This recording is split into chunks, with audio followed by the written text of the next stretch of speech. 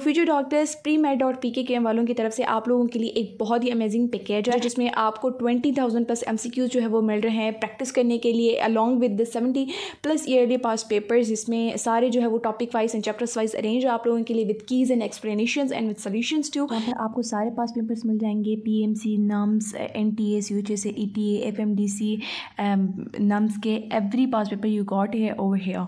So make sure to visit their website and just use the coupon code for an amazing discount. Assalamualaikum future doctors, I'm Dr. Mariam Nida and welcome back to my YouTube channel.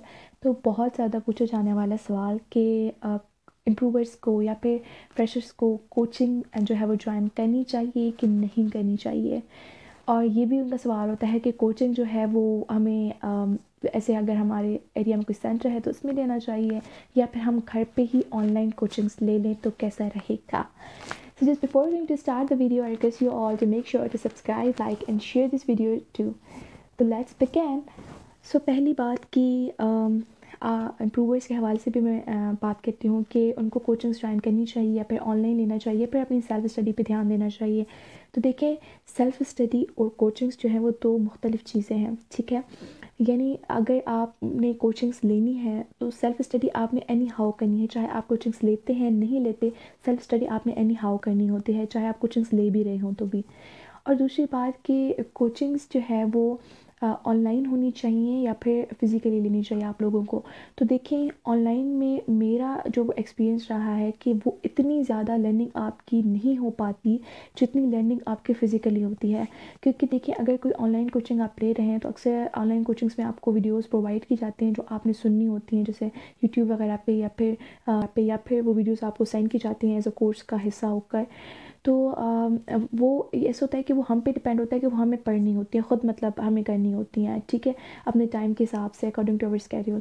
लेकिन इसमें ये chances होते हैं कि कभी कभार हम इतने जिस माहौल में हम लोग रह रहे हैं, एक तो हमें इतनी ज़्यादा पढ़ाई की आदत नहीं होती है, और दूसरा ये कि अगर हम अपने होम में ही रहकर सारी प्रिपरेशन वगैरह करते हैं तो हम पर इतना एंट्रेंस का प्रेशर भी नहीं होता और इतना ज़्यादा जो है वो हमें मन भी नहीं करता पढ़ने को. तो फिर हम डिले ज़्यादा करते हैं उन बातों को कि हम चलो आज नहीं देख लेते, कल वीडियो देख लेंगे, या फिर हम एक साथ ही इतनी सारी वीडियोस देख लेंगे कि हमारा कॉन्सेप्ट नहीं बन पाएगा. और तीसरी ये पॉइंट भी होती है कि अगर हमें कोई क्वेश्चन रिलेटेड हो उस हवाले कॉन्सेप्ट के हवाले से, तो उस टीचर से हम फेस टू फेस तो नहीं पूछ पाएंगे ना, क्योंकि जो फेस टू फेस समझने वाली बात होती है, लर्निंग वाली बात होती है, वो अलग ही होती है. और ये भी बात होती है कि अगर आप ऑनलाइन कुछ चीज़ देख रहे होते हैं तो उसका ये फ़ायदा होता है कि वो आपके स्केड्यूल के अकॉर्डिंग होती है, और दूसरा कि आपने जब चाहा जो है वो, अगर आप पॉइंट्स भूल गए तो आप दोबारा से इसको रिपीट करके सुन सकते हो, देख सकते हो. तो ये इसके दो फ़ायदे होते हैं.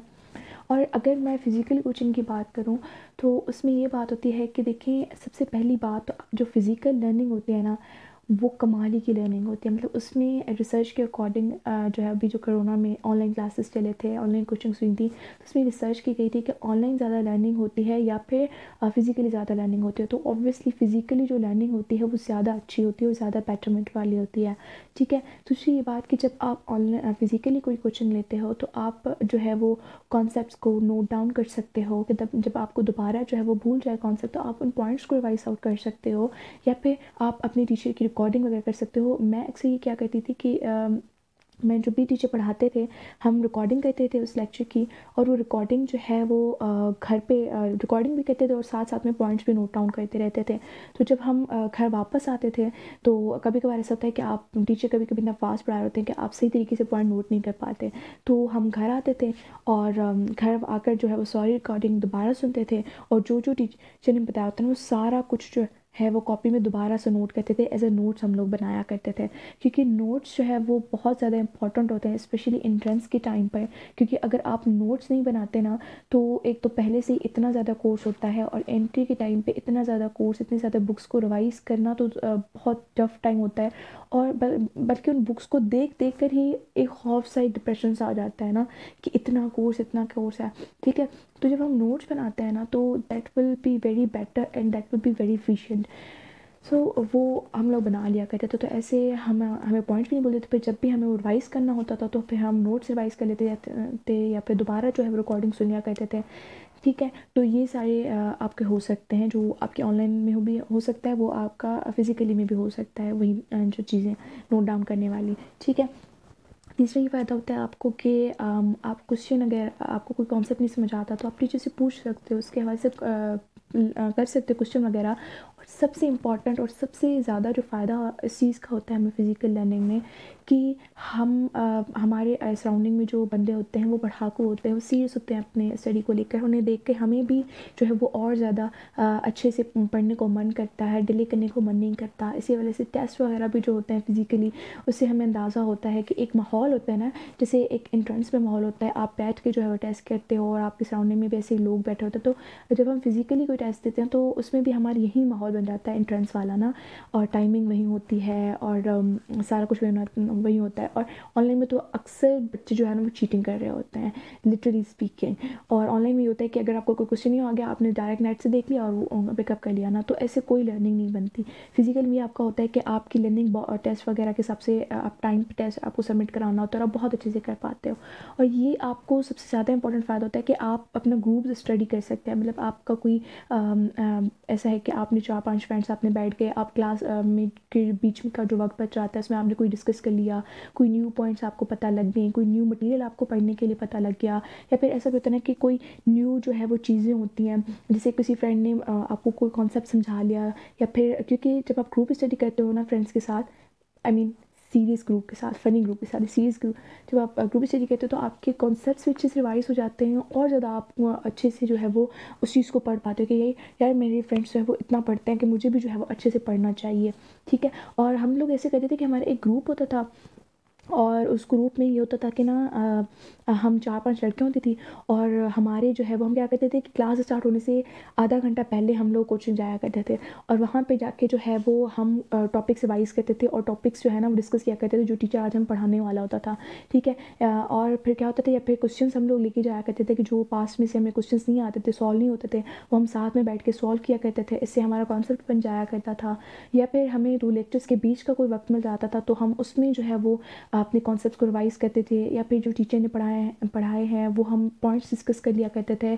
ऐसे ही ये होता था कि ना या फिर अक्सर ऐसा होता था हमारे साथ कि जो क्वेश्चंस हमें नहीं आते थे ना पास्ट के, वो हम टीचर से पता कर लेते थे या फिर हम खुद वो सॉर्ट आउट कर लेते थे उनको।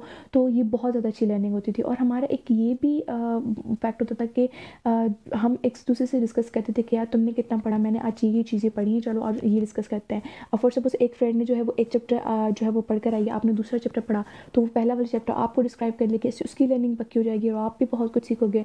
आपने जो सेकंड चैप्टर पढ़ा है आप उसको समझा लोगे, ऐसे आपकी बहुत अच्छी लर्निंग हो जाती है जो कि ऑनलाइन में बिल्कुल भी नहीं हो पाती है। वो ऑनलाइन और फिजिकल क्लासेस के थोड़े से फ़ायदे और वो होते हैं। हाँ, ये बात होती है कि आपको मेहनत करनी पड़ती है, फिजिकल में आपको जाना पड़ता है, आपको टाइम पे पहुंचना पड़ता है, हर चीज़ आपको करनी पड़ती है। तो देखिए इस हवाले से ये मैं चीज़ आपको बोलूँगी कि कोई चीज़ बैठे बिठाई नहीं मिलती, ठीक है। हर चीज़ को पाने के लिए कोशिश करनी पड़ती है, वहाँ जाना पड़ता है, ठीक है। इल्म हासिल करने के लिए जो है ना वो मेहनत करनी पड़ती है। घर बैठे जो इल्म मिलता है ना वो ऐसे ही ऑनलाइन लर्निंग वाला मिलता है आपको। और जो फिज़िकली जो लर्निंग होती है ना उसमें आपको मेहनत करनी पड़ती है, आपको टाइम पर पहुँचना पड़ता है, आपको जाना पड़ता है। और इस ऐसे ही जो है वो आप में और ज़्यादा कॉन्फिडेंस और जज्बा आता है आपको पढ़ने का, दूसरों को देख कर आप में और कॉन्फिडेंट आता है पढ़ने का ना कि आपकी कितनी इम्प्रूवमेंट हो रही है, ठीक है। तो घर बैठे कोई चीज़ नहीं मिलती आपको। इम्प्रूवमेंट अगर आपने लानी है ना अपनी ज़िंदगी में तो आपको वाकई वहाँ पे जाकर जान मारनी पड़ती है, जाना पड़ता है, ठीक है। घर बैठे कोई चीज़ ऐसे आसानी से नहीं मिल जाती। और ये भी पॉइंट होती है कि देखो घर में तो आप डिले करते रहते हो ना, लेकिन जब आप फिजिकल क्लासेस होते हैं तो आपको डिले के कोई चांस नहीं होते कि नहीं ये टॉपिक है आज मैंने इसको पढ़ना है क्योंकि सर ने पढ़ाया तो हमें वो पढ़ना ही पढ़ना होता है, ठीक है। चाहे और हमारा ऐसा होता है ऑनलाइन में कि चलो मैं सुबह कल लेक्चर देख लूँगी, कल पढ़ लूँगी, ठीक है। लेकिन ये होता है कि फिजिकल में आपको एनी हाउ जाना होता है, ठीक है। और एनी हाउ जो लेक्चर आपको अटेंड करना पड़ता है, चाहे आप ना भी चाहो तो आपको जाना पड़ता है। मतलब डिले के चांसेस आपके बहुत ज़्यादा कम हो जाते हैं ना, तो ये भी फ़ायदा होता है। तो ओवरऑल मेरे हिसाब से तो physical learning is a best learning. लेकिन ये है कि अगर आप कुछ स्टूडेंट्स हैं जो फिजिकली नहीं जाते, ऑनलाइन ले रहे हैं, तो नो इशू, ऑनलाइन भी आप बहुत अच्छे से पढ़ सकते हो। बस ये बात कि आपको कांस्टेंट रहना पड़ता है। और दूसरी बात कि कोशिश करें कि आप अपने फ्रेंड्स के ग्रुप बनाएं। इट डज़ंट मीन कि बॉयज़ और गर्ल्स, इट मीन्स कि गर्ल्स गर्ल्स के साथ, बॉयज़ के साथ ग्रुप्स बनाएं और इसमें जो है वो डिस्कस आउट करें और एक दूसरे के साथ शेयर करें अपने पॉइंट्स, ताकि आप में भी एक रिस्पॉन्सिबिलिटी आए कि मुझे भी पढ़ना है और मैंने भी और ज़्यादा मेहनत करनी है क्योंकि मेरे फ्रेंड्स, मेरा सर्कल इतना ज़्यादा पढ़ रहा है, ठीक है। तो इम्प्रूवर्स हैं अब तो फ्रेशर के लिए तो मैं ये कहूँगी कि एनी हाउ आपको कोचिंग लेनी चाहिए, ठीक है, चाहे वो फिज़िकल है चाहे वो ऑनलाइन है, पर आपको एनी हाउ लेनी चाहिए। और दूसरी फिज़िकल हो तो और ज़्यादा बेहतर है, ठीक है। और जो इम्प्रूवर्स हैं उनके लिए ये है कि अगर आपके देखें जो सब्जेक्ट्स आपके जैसे कि आपके फ़िज़िक्स जो है वो उसमें आपके अच्छी मार्क्स नहीं आए एमडेकेट में, या फिर केमिस्ट्री में आपके अच्छे मार्क्स नहीं आए, या फिर जिस सब्जेक्ट में भी, उस सब्जेक्ट की आप लाजमी कोचिंग लें जिस सब्जेक्ट में आपके कॉन्सेप्ट्स वीक हैं, ठीक है। जिस सब्जेक्ट में आपकी ग्रिप अच्छी है तो उसकी कोचिंग लेने की ज़रूरत नहीं है। बाकी जिसमें सही नहीं है आपके कॉन्सेप्ट्स उनकी तो आप लाजमी कोचिंग लें, ठीक है।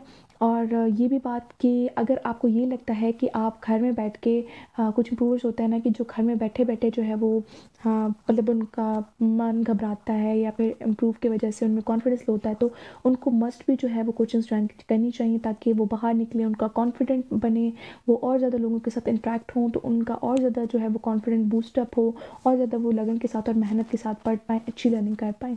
तो आई होप कई सी वीडियो आपके लिए बेनिफिशियल रही हो। So really don't forget to share this video with your friends too.